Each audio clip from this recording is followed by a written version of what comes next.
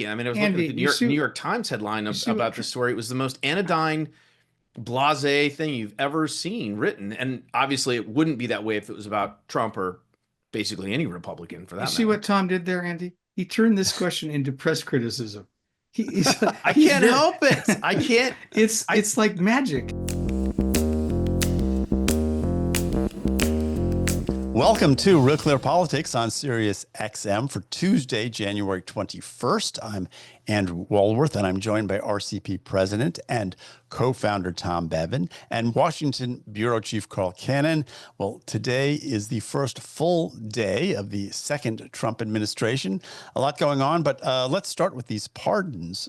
Tom, Trump pardoned or gave clemency to nearly every single convicted person from the January 6th event on Capitol Hill. He dismissed any pending cases, saying his action, quote, ends a grave national injustice that has been perpetrated upon the American people. A lot of Democrats and even some Republicans disagree. What do you make of it? And what do you make of these blanket pardons?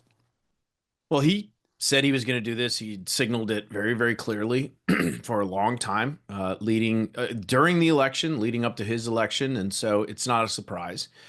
I think this issue is one where, how you view it depends on where you sit. Obviously, Democrats think this is a travesty and a miscarriage of justice and an abuse of the pardon power, and folks on the right who have followed this story and who think that the prosecutions in and of themselves were the miscarriage of justice, are happy about this and think that most of these folks should be pardoned. And so, I don't know enough about the details of each case. I think Trump might have been able to be a little bit more selective, maybe. Some of the worst offenders he might not have wanted to pardon, but look, he did what he did. He said he was going to do it. And, the Biden pardons, the way Biden has handled his pardons, including, all of his family members just minutes before he left office, really give Democrats no leg to stand on, no moral high ground, no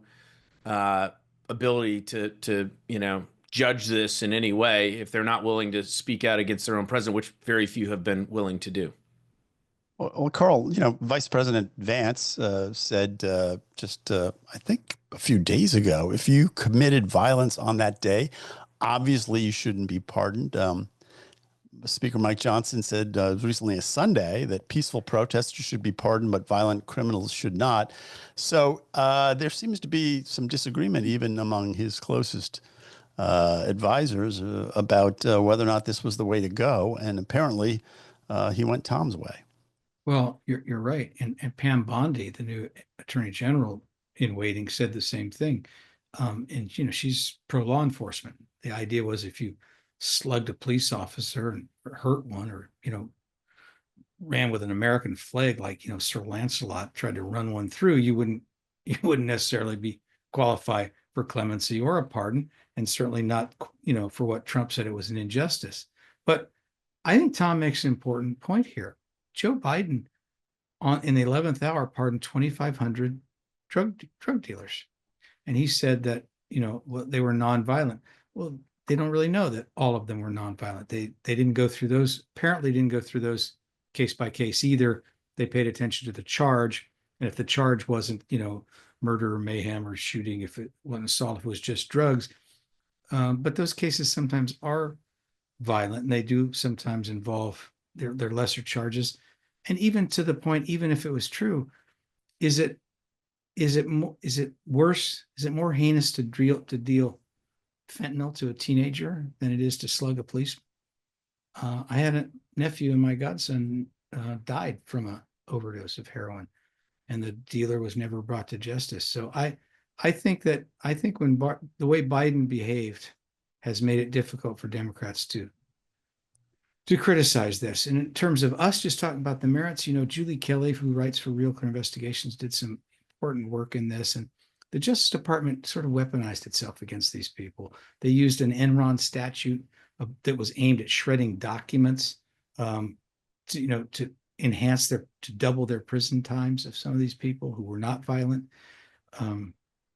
The judges in the case clearly had animus for Trump. They said so basically from the bench, and they were sentencing these people up until last week. So I think turning the page on this may actually be a good thing for the country, not just for these defendants, and even for the Democrats. I think that if there's a consensus that the Justice Department and that the criminal justice system shouldn't be weaponized, and both parties agree to that, going forward, that's a positive development in my view. So, but Tom, what do you make of this sort of pardon culture that we've entered in the last couple months, where both sides seeming to be escalating sort of this, playing this pardon card? It seems very antithetical to the American system of justice. If the president can, with a stroke of a pen, wipe out an entire set of crimes without going through a careful review of each one, which I would think you would called be, on Tom first, so I'll let him answer, but I want to crack at that question. Okay, go ahead, Tom. Carl. Okay. Well, it's a power given to the president, only to the president, not to the attorney general, not to the vice president, and not to Congress. It was deliberately done by the founders because mercy was the one trait that kings of England could exhibit that they wanted to keep in the chief executive. I actually think it's a positive thing. It has been a moribund thing in the last 40 years. Richard Nixon pardoned most people, on Christmas Day than his successors did in their whole, 4 or 8 years. It's not a bad thing. I know what you're talking about, Andy. If it's just another partisan arrow in the arsenal, that's not what anybody ever intended. But this idea that a chief executive can grant mercy to individual people, Richard Nixon, Hunter Biden, Ford and Joe Biden, respectively, or an entire class of people, Vietnam War, draft evaders, Confederate soldiers, in this case, the mob that stormed the Capitol. That's very much part of the American system. And if anything, in my view, it's been underused. Wow. Even though if you're watching this on YouTube, you can see Carl and I are dressed like twins today, even though we disagree on this. But that's how cold it is outside. We're wearing sweaters indoors. Maybe Carl will agree with me on this. I think Biden has really warped the pardon power with these blanket sort of pardons going back to 2014, preemptive pardons for, Mark Milley and Anthony Fauci. Why do these people need pardons? And why do they need it going back 10 full years? And pardoning your family, that's not for any and all crimes going back 10 years. I mean, that is not what the pardon power was supposed to be used for in the founders' original vision, I don't think. And Carl, I hope you'd agree with me on this one. I agree with you that's a warped use of it, but I guess I'm talking writ large. I agree with you, Tom, completely. But the idea, let's take the weaponization of the criminal justice system off the table. If that's the bigger message here, that's going to help both political parties and it's going to help the country, despite this abuse that you talk about, Tom. Okay, but here's the other part of this argument is that this he pardoned the leader of the Proud Boys, Enrique Tarrio, and the guy wasn't even in Washington on January 6th. Let me finish. He was the head of the Oath Keepers. They were 18 and 22 years, I think, respectively, were their pardons. Tom or Carl, are you not worried at all that this sends a message to people saying, look, if you do something and it's something that Trump agrees with, even if it's violent, you are, and even if you're convicted by a jury of your peers, President, don't worry about it because Trump's going to pardon you. Well, yeah, okay. Look, Andy, if what they've been through, if that's the lesson they derived from this ordeal, they're too stupid to be helped by anything we say on this show. Tom, do you see any downside to this at all? Sure. I mean, I don't know that I mean, if you think this is bad, wait till Trump pardons his family on the way out the door 4 years from now and watch how the media reacts. I mean, look, this to me, you guys are ganging up on me, I fear. I'm ganging up on Joe Biden because I thought it was just, he left office in such a low manner. And this idea that, first he said he wasn't going to pardon Hunter, then he did. And you have all these folks, Democrats, and we've seen the videos. If you're online, you've seen the videos of Adam Schiff and, oh my gosh, Andrew Weissman, or, all these folks saying preemptive pardons are a terrible idea. Well, they were saying this in 2020 because they thought Trump was going to do it on his way out the door. And lo and behold, 4 years later, it's actually Biden is the one who does it. And so I think you just completely, all of these folks you talked about, all the norms, the democratic norms, and we're saving democracy and all that.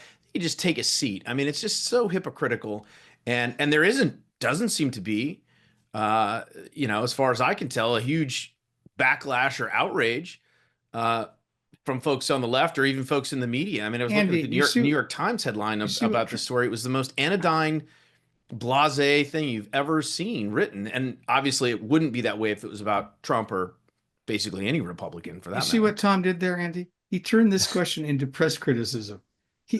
I can't help it. I can't. It's like magic. It's like I'm a one-trick pony for sure. All right, well, guys, we're gonna have to take a little break here. When we come back, I want to talk about Carl's latest column, which is pretty interesting. So don't go away. We'll be right back. Welcome back to Real Clear Politics on Sirius XM. I'm Andrew Walworth. I'm here with Tom and Carl. And Carl, you have a new column that's just debuted on RCP. It's called Cannon Fodder. There's this new picture of you with this snappy fedora on. I commend it to everyone. It's going to come out Tuesday and Thursday afternoons. Tuesday and Friday. Tuesday and Friday. Tuesday and Friday. I'm sorry. So everyone should check it out. It's on RealClearPolitics.com. And you write today about Elon Musk and his hand gestures, we'll call it that, on Monday. What do you make of the media firestorm over what he did? Well, I hope our listeners and viewers can just disregard what I said in the previous segment about Tom bashing the media, because here it comes. I kind of did a little of that myself today. So Elon Musk comes out. This was at the Cap Center, we call it, if you live here, and he bounds up on the stage. He's like a teenager at a rave, and he's shouting, and he's so awkward, and he says, all elections matter, I know, but this one really mattered. And thank you for making it happen. And he hits his chest and like his heart going out to the people there. And it was just a, spontaneous thing. And he did it twice. And I would never have predicted this, but within minutes, PBS is saying, PBS News, Elon Musk gave what appeared to be a fascist salute. I mean, he was like touching his heart and going, the fascists didn't have a lot of heart, let's just say. And this thing caught on, and, all the usual suspects, all the media outlets played it. The next day, Tuesday, Senator Murphy, Tom, is berating the new UN ambassador nominee about it, saying, right wingers, Hitler salute. AOC attacks the Anti-Defamation League, which is a little more attuned to anti-Semitism, than most organizations or people, said, look, this was an awkward gesture. It was not a Nazi salute. This fact. Well, Alexandria Ocasio-Cortez attacks the ADL. So she's now more, this woman who, by the way, doesn't support Israel, she's now wouldn't condemn Hamas. Now she's more attuned to anti-Semitism than the ADL. It's like crazy time. And I wrote a nuanced column appealing to the better angels of my brothers and sisters in the press. I can say brothers and sisters now because Emperor Trump has by fiat said there are only two genders. So I guess I'm on safe ground there. And, ADL says, let's have a little grace here. And I'm trying to encourage those good impulses. It might be like a drop in the bucket, but I tried. Tom, I'll tell you what Elon said. He said, frankly, they need better dirty tricks. This everyone is Hitler attack is so tired. What do you make? It is so tired. I mean, it's ridiculous. I think Carl said, and I don't think you were being facetious when you said, I would not have predicted this or could not have predicted this, which is kind of cute. Carl. I mean, it's very sweet of you, but my God, I mean, everybody could have predicted this, right? You take this gesture. He's got his hand over his heart with his fingers spread. He says, "From the bottom of my heart, I want to thank you." And you strip it of all context, right? And then just say, "Oh, he put his arm out, so therefore it's a Nazi salute." I mean, it's preposterous. And the good news is that I think it is so tired that the usual suspects are doing their thing, right? NPR and Josh Marshall and Senator Murphy and the New York Times, whatever, and the rest of the sort of sane, rational public are just like, sit down. I mean, that's ridiculous. Well, Tom, they ran on this and they lost. Are they uneducable? Well, maybe, I don't know. I mean, I think it shows that it's the same old playbook. It's the same. You remember the thing with the OK sign, and people used to put up the OK sign, and suddenly that was like some secret white nationalist symbol. And people lost their jobs. I mean, preposterous, right? And this is another example of that. And it's just like, I think people have had enough of that. It is trying to, gin up hatred and division. As Carl mentioned, it's quite rich coming from the folks who really couldn't bring themselves to condemn Hamas and some of these protests that were going on. Suddenly, these are the staunch defenders of Jews. Of Jews, yeah. So I mean, it is preposterous, and the good news is I think most people see it that way. The bad news is I think it's going to continue. I think we will continue. The press will continue to do this. The Democrats will continue to do this at every possible opportunity. And because it's all they know how to do, I think. Yeah. Well, it is. The other irony, of course, is that the families of the Jewish hostages were in the room.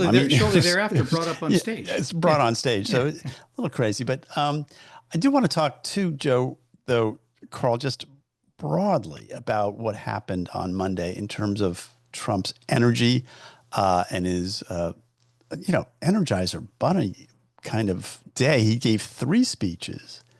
He attended 3 inaugural balls, and he gave a 90-minute press conference. I think he spoke at all the inaugural balls too. Yes, I think he spoke 6 times, all after 12 noon, and then had a 90-minute press conference.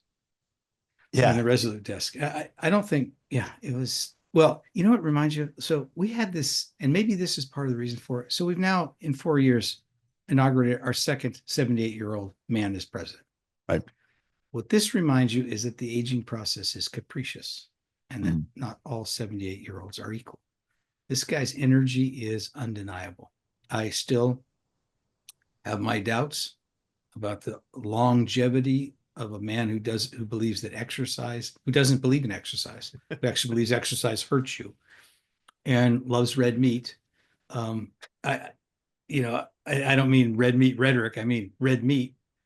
So I hope JD Vance is in good shape. However, he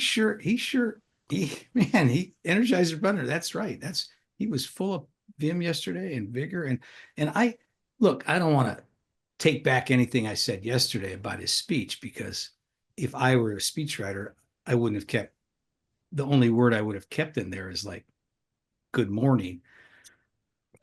But this idea that he gave this, rambling campaign speech for an inaugural address, it wasn't really the way I even understand what an inaugural address is. I'm not going to take that back.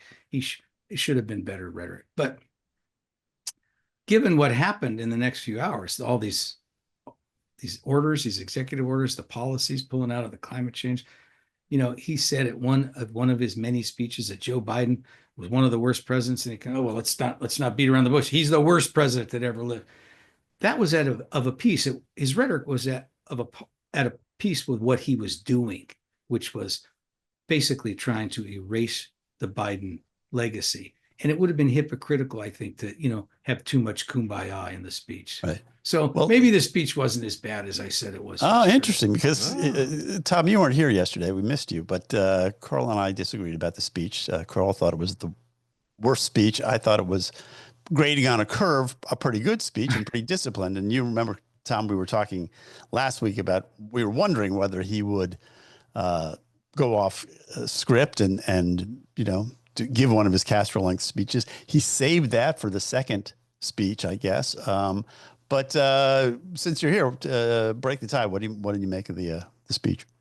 I mean, the parts I haven't watched the thing in its entirety, but I've seen clips of it. And it seemed fine to me. I mean, it seemed like exactly what you would expect. So I guess I'd side more with you than with Carl. I didn't think it was a travesty or some abomination or whatever.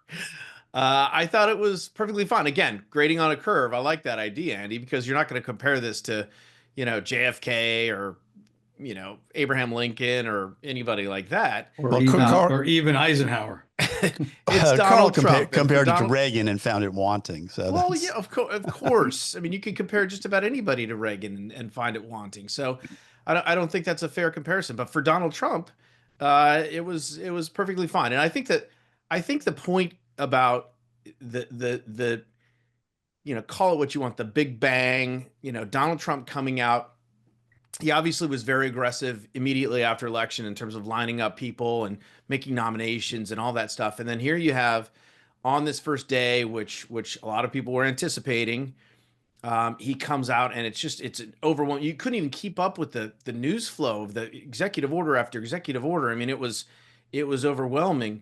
Steve Bannon called it Days of Thunder. Yeah, and look, I think that is in contrast to the executive that we've seen in that office over the last, few months, if not years. It's also contrast to Trump the first time he was there. He now knows how to use the levers of power. It's a different approach.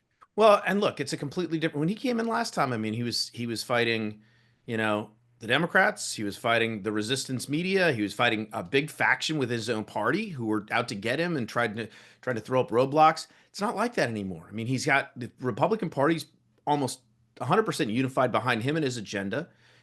There are no protests. There is no resistance. The media is. There was a protest march. The media is like. There was a protest march on Sunday. It attracted really? Well, a few thousand people. The women, they called it the People's March. Okay, well, it was okay. So orders of magnitude less than it was last time. That's right. You get the point. Yes. And on top of that, to Carl's point, so he's facing much less resistance from within his party, from within the media. Even the Democrats are, kind of don't really know how to get their arms wrapped around him this time. And he is much more knowledgeable and well-informed about how to work the levers of government. And so you put all those things together and it did feel just like this barrage, and we'll see how long it keeps going, but he's off to a very aggressive start. Okay. Well, look, we're going to take a quick break. I'm Andrew Walworth. I'm here with Tom and Carl. When we come back, I do want to talk more about what he actually did yesterday, in addition to what he said. But and you're right, it's a barrage of executive orders. So we're going to talk about that. Don't go away. We'll be back after this. Welcome back to Real Clear Politics on Sirius XM. I'm Andrew Walworth. I'm here with Carl Cannon and Tom Bevan. And Carl, the White House website today lists 46 presidential actions that were taken on January 20th. He revoked 78 executive orders issued by the Biden administration. And I'm not going to even begin to list everything he did, but he did issue an order titled Restoring Freedom of Speech and Ending Federal Censorship, aimed at reversing Biden administration's rules on their engagement on social media censorship.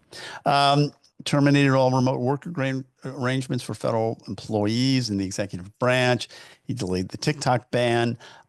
Anyway, lots of stuff. What did you make of it? And what do you think is the most important or consequential thing he did?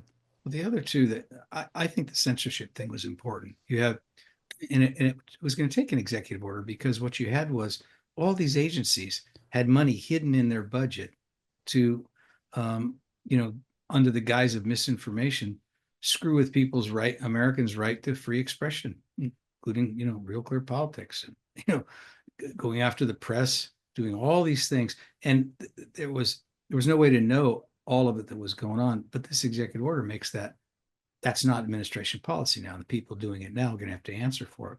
That was the one I was most interested in. The most consequential may have been declaring the border, a crisis area, and kind of immediately closing it off to these people who've been misusing, with the Biden administration's permission, the refugee aspect of our immigration law, basically just using it as an excuse to let anybody in who was able to make it to the border. That's done now. You know what? One thing interests me, Andy. You mentioned he pulled out of the Paris climate thing. He'd done that before. When he did that before, 8 years ago, it was considered very nearly the end of the world in the mainstream media that Tom likes to bash. they lost their minds over it. The European leaders were apoplectic and said some things that didn't even make sense. Said this is the end of the planet. Will you call Trump and talk to him about it? No, I won't. So you thought, wait a minute, if it's the end of the planet, you'd make one more phone call, wouldn't you? Mm-hmm. But they didn't. Anyway, this thing barely got mentioned yesterday. So this idea that China, and to a lesser degree India, can build as many coal-powered electric power plants as they want, and the United States can't, that we have to send money all over the world. This thing was considered kind of a scam in Trump world. That belief that it was a scam in Trump world was derided by the entire establishment 8 years ago. Now it barely merits a comment. So I thought that was indicative of how Donald Trump has changed the atmosphere, the political atmosphere. Well, the other thing he's done, of course, is flooded the zone. And there were so many things going on. It was hard for even to get indignant over any one of them. Yeah, exactly. Tom, what did you make of it, and what do you think was the most consequential? Yeah, it's a great question. I mean, there was a lot, and I think probably Carl's right. The most important thing was the border, because that's one of the top concerns. He's got to deal with the economy, but that's going to be a little bit different. There are no executive orders that he can take on the economy, really. I mean, he did announce an energy, emergency, I think is what he called it. But the stuff on the border, like just stopping everything, and then also talking about, birthright citizenship. Yes, exactly. Ending birthright citizenship was important, I think. That would be huge. Well, that's not something you can actually do with a stroke of the pen. Right. No. We'll soon find out. Right. But so that was, I thought that was probably the most consequential. But, you could see the threads through these, pulling out of these different things, hiring freeze, stop on foreign aid, closing the border. I mean, there was a real sense of we just need to, everything that we're currently doing, stop doing it. And let's just have 45 days or 60 days or 90 days and evaluate and regroup and sort of try and move in a different direction. And all of which I think is, when you take as a whole, a lot of these moves were really, really important, and ones that I think people have been, at least Republicans have been talking about and waiting for at least the last 4 years, if not longer. And so I thought, going back to your original question, Andy, I think the border stuff is probably the most consequential, the most important, certainly from a domestic political standpoint. Yeah. Well, this birthright citizenship thing is interesting, Carl, because you're right. He can't, or a lot of people, I'll put it that way, say there's this thing called the U.S. Constitution, and that you can't violate that with a stroke of a pen. But what do you think is going to happen with that? Well, it's in the 14th Amendment. There's the language is a little bit ambiguous. I'm not going to get into the arcane legal arguments, but the Supreme Court has upheld the status quo, i.e. that if you're born here, you're an American. And not just that, John McCain, I think, was born in Panama, but it was a territory then. Been kind of a, nobody said he couldn't run for president. Well, I'm sure Trump probably said it, but this idea that you have to be born in the United States to parents who are legally here already. That's what Trump is saying. That's not what the law is now. It's not what the overwhelming percentage of legal scholars understand Trump to be mistaken about this. But what Trump has started, he started a debate. And now the people who are arguing this are not just able to say, well, it's the law. They're going to have to say why, not just why they think it's in the Constitution, why they read the 14th Amendment that way. And by the way, I'm not with Trump on this. I'm against him on this, but I think it's worthwhile to point out he has started a conversation here. And the people who favor the status quo are going to have to make their arguments. And they're going to have to say why they think if you came over here illegally and then had a baby, that person is an American. Now, again, that I'm happy with things the way they are, but I also think it's healthy what Trump did is to start this debate, and so we can talk about the entire immigration, the entire system of immigration, because legal immigration should be part of this conversation. The refugees should be part of the conversation. The dreamers should be part of the conversation. The 1 million to 1.5 million people we take every year, every single year, and have for 40 years, almost all of them from Asia, Africa, and Latin America. That should be part of the conversation. And we should come up with a policy that that Republicans and Democrats agree is the law of the land and everybody can get behind. And I think in his inimitable way, Trump has helped now start what we need, which is a mature conversation and negotiation. I would just add, I think what Trump has done with these orders across the board is really sort of, shift the Overton window on where all these, when you talk about, the gender stuff, right? We're going back to 2 genders. We're going, all of these things, he's really moved the window. And I think that's in reaction to, where it had been going, moving, further and further left over time. And so this is a course correction, if you will. And we'll see. I mean, he's going to get support from Democrats on some of these issues. We saw the Lake and Riley Act pass the Senate with, I think, 12 Democrats supporting, 35 against, something like that. If he continues to put forward legislation that is, common sense and centrist, Democrats will have to go along with it, because if they don't, they're going to end up, they'll stay in the political wilderness. Well, yeah. but Tom, they don't have to go along with it. But there has to be part of a conversation. And Andy mentioned censorship earlier. Before, the conversation was just shut down. Trump says there's just two genders. Well, that's not for him to say. There are millions of Americans who consider themselves non-binary or trans, maybe hundreds of thousands, a lot of people. And Trump can't make them go away. But what he can do is start a conversation where people, where the body politic says, okay, yes, we have to treat transgender people with respect and non-binary people with respect. But, biological males maybe shouldn't play sports against girls. Let's talk about it instead of just shutting down the conversation. So again, I think that's his contribution to this, is that nothing's off the table. And we ought to be able to talk about this without being silenced. Well, I got about a minute left here, Tom, and I just TikTok, of course, is a big big topic. One thing that Trump said, he said, if he saves this deal, and this was so typical of Trump, he said, the TikToks are worth 0 unless he saves it. If he saves it, it's worth $1 billion or something, and half of that money, he said, should go to the U.S.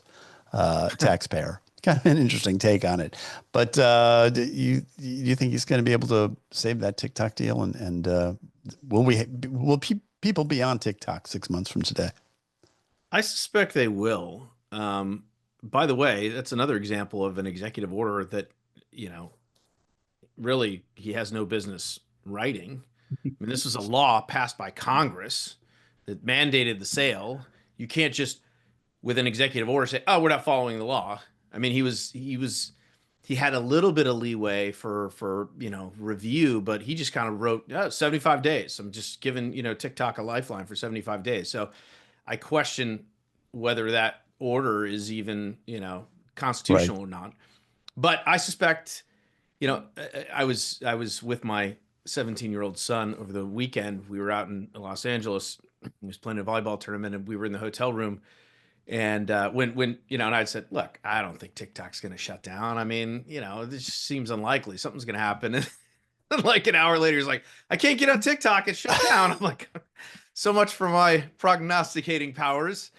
And then it came back. So maybe I was half right. I still don't think that they're going to allow this, not allow, but when you built something that is as big and powerful as TikTok, it has a sort of inertia. There's a desire to keep it by its users and by the people who are making money off of it and all of that, to keep it functioning. And so I suspect they'll work something out. Yeah. All right. Well, guys, we're going to have to leave it there. Tom gets the last word, but that's good because we've missed him and he's Thank you. back. Yes, I appreciate that. I'm Andrew Walworth. I'm here with Tom Bevan and Carl Cannon. This is Real Clear Politics. Don't go away. We'll be back after this. Welcome back to Real Clear Politics on SiriusXM. I'm Tom Bevan, co-founder, president of RCP, joined now by Richard Porter. He's a former RNC committeeman from Illinois and a contributor to Real Clear Politics. Richard, good to have you back. Great to be back, Tom. Okay, so, well, you're now back in Chicago, but you were in Washington yesterday and attended the some of the inaugural festivities. And, you know, Richard, you were also there in 2017. Yep. And I don't know if we've talked about this on the show or not before, but you know, I remember talking to you after 2017, and you were involved in some of those, you know, protests in the streets that got kind of ugly. So first of all, give our listeners a little bit of background on that, and then tell us how things felt different, or if they felt different this time around. In fact, I think I wrote a piece for Real Clear about that. There were riots going on. People don't recall that in 1617, the extent to which the Democrats simply refused to accept the results of the election. For all of their concern about election denying, people have a convenient memory lapse when it comes to what they did between the election in November of 2016 through until the inauguration day, including the so-called Hamilton electors that were supposed to vote at the at the electoral college against Trump and so forth. But it all culminated in a big protest the day before the inauguration. Remember the pink hat crowd? And then Antifa, those thugs, were running around, masked thugs were running around Washington on the 20th and the night of the 20th.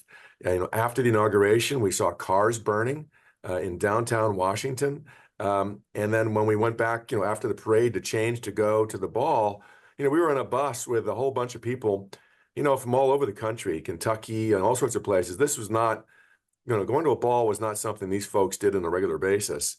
And these bullies stopped the buses from proceeding to the inaugural festivities.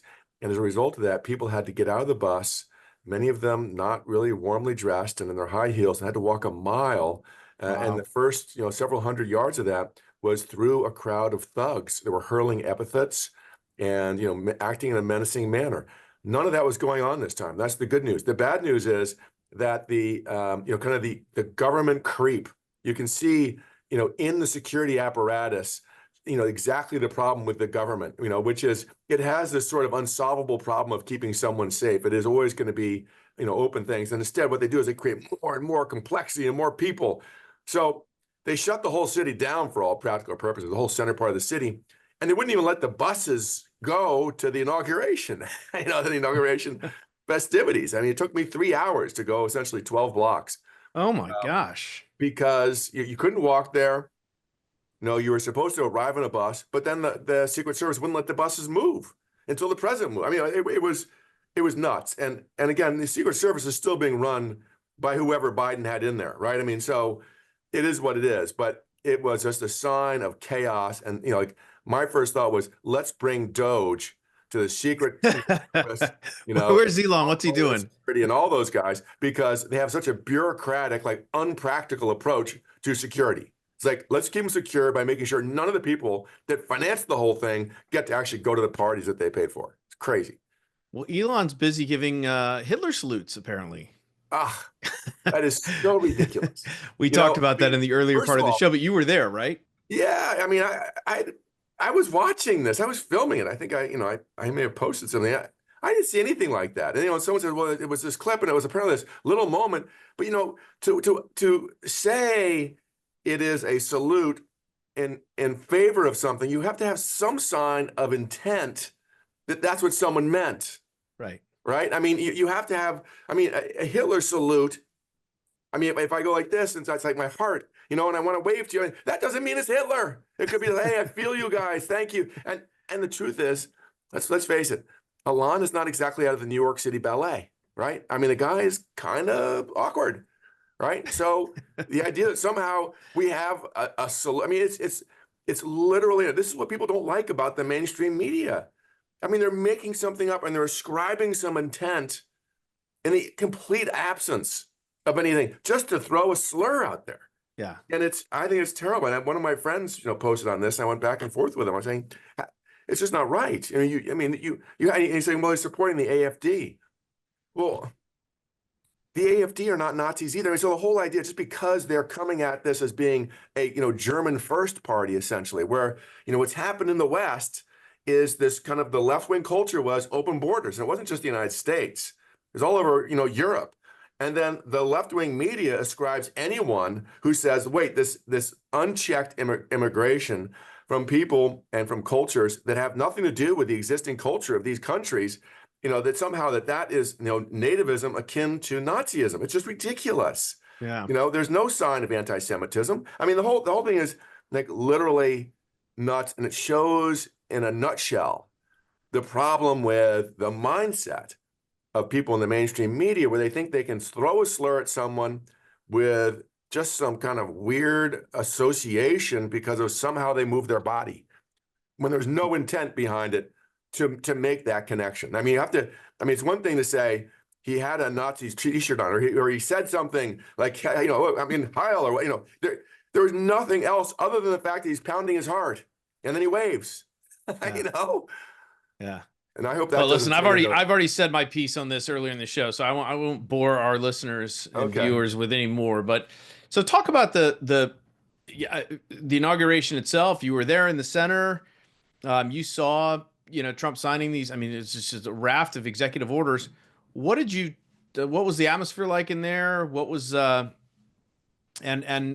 how was it looked like the crowd had been waiting for this for a long time. Oh my goodness. Yeah. I mean, well, first of all, promises made, promises delivered. I mean, that is who that guy is. And so he said, I'm going to do these things on day one.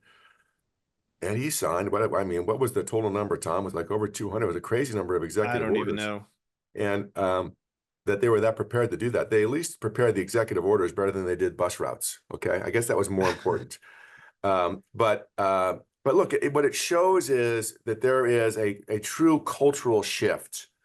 The people have affirmed their control over the government through the person of Donald Trump, and they've rejected anti-American ideas like DEI. And so I think, right out of the box, no nonsense. It's sort of like the age of BS is over. And he just sort of went after issue after issue after issue. And, like, for example, revoking the security clearance on those people that lied intentionally, trying to mislead people about the likely background on that laptop. I mean, again, it was just sort of like, we're not taking this nonsense. You don't get a pass just because you're lefty. And so, I mean, I think that it was so refreshing, I think, to so many people to see the government stand up, speak firmly and with a strong voice, and stand up for America. And I think that's what we saw yesterday, for American values. What did you make of the pardons of all the January 6th folks? Again, that's something we talked about earlier in the show, but I'm interested to, get your take on that. Well, I think the January 6th events, look, I don't think there was ever an excuse for people to be storming the Capitol, okay, period. But the enforcement of the law has to be neutral and even. And that occurred after a lot of riots associated with the George Floyd situation, where nobody was prosecuted for anything. I mean, they burned down a federal building in Oregon. As far as I know, nobody went to jail for that. We had all sorts of protests that tore up the center part of Chicago, the Loop. The Loop is still not recovered. And nobody was prosecuted for that either, as far as I can see. So to have this differential treatment under the law for law breaking is, I think, what that's ultimately about. It isn't saying it's okay to go storm the Capitol, because it isn't. But what it does say is that, and I haven't seen all the details of it, Tom, but my impression is he did make some differentiation in terms of the nature of what people did, that not everybody got treated the same. Some people who did some things that were more criminal were treated less favorably in this wave of pardons and commutations. So I think that's appropriate, actually. I think that justice ought to be tailored to the individual circumstances, and it shouldn't be, politically weighted one way or the other. And what, last thing, and again, this is a question that we discussed amongst ourselves earlier. What did you think was the most important, most consequential thing that he did yesterday? I just think the strength and the tone that he communicated that was unambiguous. You know, I think about Teddy Roosevelt talking about talking softly and carrying a big stick. He has revised that. He says, we got a big stick, and I'm not going to talk softly about it. I'm not going to like wave our power. Instead, I'm going to use our power for the benefit of America, not to the detriment of other countries, but to make sure that the playing field is ultimately going to be even, and that we don't we're not the giant that is always giving, that it's got to be a two-way street. I mean, the age of the Marshall Plan is now officially dead, right? And I think that's sort of the message, which is America is self-assertive, it's strong, and in terms of its policies domestically, it's very pro-American. We're not going to be criticizing America and American history. Instead, we're going to be celebrating it. We're going to take hold of the government. We're going to shave it down, remove these elements within the government that want to shape us, and at the same time, communicate to the rest of the world that we're just not going to be pushed around. We're going to be a nation of consequence. And when we speak, you know, it's going to be with meaning. And I think that people will take it seriously. I think you're already seeing the fact the hostages were released the day before his inauguration wasn't by accident. So, you know, I think it's just my sense of it is America is back, baby. It's back. And that's just the overall tone. So that's what I liked about it. Okay. All right. We'll leave it there. Richard Porter, former RNC committeeman from Illinois and contributor to Real Clear Politics. Richard, always good to have you. Thanks. Tom, have a great day. All right. That's going to do it for us. On behalf of Carl and Andy, I'm Tom Bevan, co-founder and president of RCP. You've been listening to Real Clear Politics on SiriusXM. Everybody have a great night. We'll see you back here tomorrow.